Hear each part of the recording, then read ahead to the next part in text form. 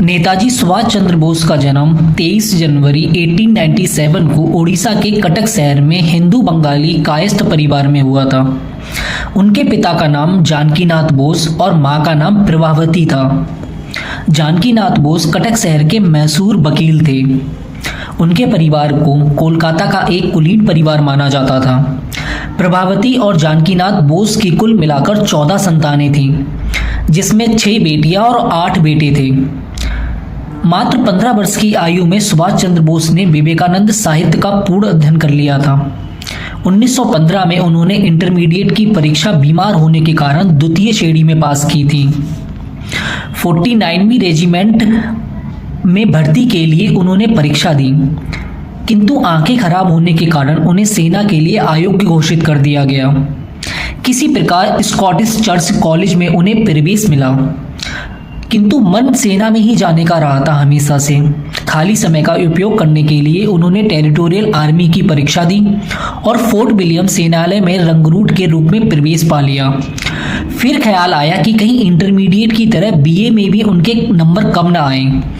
सुभाष ने खूब मन लगाकर पढ़ाई की और 1919 में बीए ऑनर्स की परीक्षा प्रथम श्रेणी में पास की। पिता की इच्छा थी कि सुभाष आईसीएस बने। 1920 में सुभाष चंद्र बोस ने आईसीएस की परीक्षा में चौथा स्थान प्राप्त किया। इसके बाद उन्होंने अपने बड़े भाई शरद चंद्र बोस को पत्र लिखकर उनकी राय जाननी चाहिए। उन्होंने कहा कि उनके दिमाग पे तो महर्षि दयानंद सरस्वती और महर्षि अरविंद घोष के आदर्शों ने प्रभाव डाल रखा है। ऐसे में वो आईसीएस बनकर अंग्रेजों की गुलामी कैसे कर पाएंगे। इसलिए 22 अप्रैल 1921 को भारत सचिव ईएस मॉन्टेग्यू को आईसीएस से त्यागपत्र देने का फैसला किया।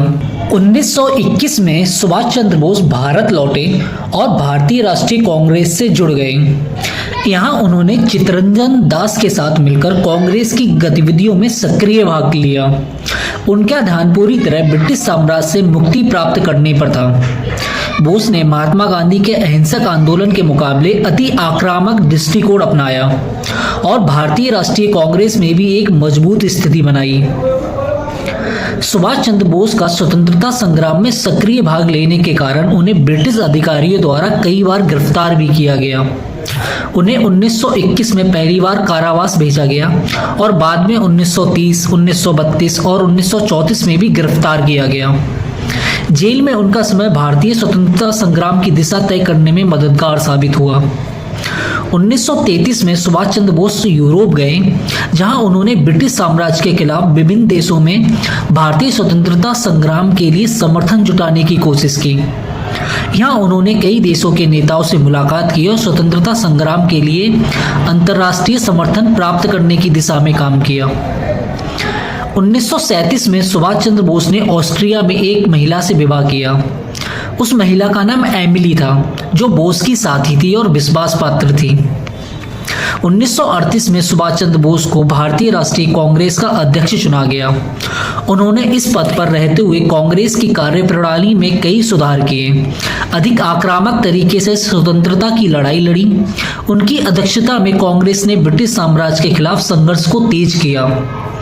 1939 ईस्वी में सुभाष चंद्र बोस ने कांग्रेस के अध्यक्ष पद से इस्तीफा दे दिया, क्योंकि इनके दृष्टिकोण और गांधी जी के अहिंसक आंदोलन के तरीके में अंतर था। बोस का मानना था कि भारतीय स्वतंत्रता के लिए अधिक सक्रिय, आक्रामक दृष्टिकोण अपनाया जाना चाहिए, जबकि गांधी जी ये विश्वास अहिंसा में था। कांग्रेस से इस्तीफा देने के बाद सुभाष चंद्र बोस ने 1939 में फॉरवर्ड ब्लॉक नामक संगठन की स्थापना की। इस संगठन का उद्देश्य स्वतंत्रता संग्राम को और आक्रामक रूप देना था और मजबूत राष्ट्रवादी आंदोलन को बढ़ावा देना था। फॉरवर्ड ब्लॉक ने भारतीयों को ब्रिटिश साम्राज्य के खिलाफ संगठित किया और युग राष्ट्रवाद की ओर प्रेरित किया। 1940 में ब्रिटिश अधिकारियों ने सुभाष चंद्र बोस को नजरबंद किया, लेकिन उन्होंने अपनी गिरफ्तारी से बचने के लिए एक साहसिक कदम उठाया और 1941 में उन्होंने अपनी गिरफ्तारी से बचने के लिए अद्भुत पलायन किया और कोलकाता से जर्मनी की ओर भाग गए। सुभाष चंद्र बोस ने 1941 में जर्मनी में शरण ली, जहां उन्होंने नाजी नेता हिटलर से मुलाकात की। उन्होंने हिटलर से मदद की मांग की ताकि वे ब्रिटिश साम्राज्य के खिलाफ युद्ध छेड़ सके।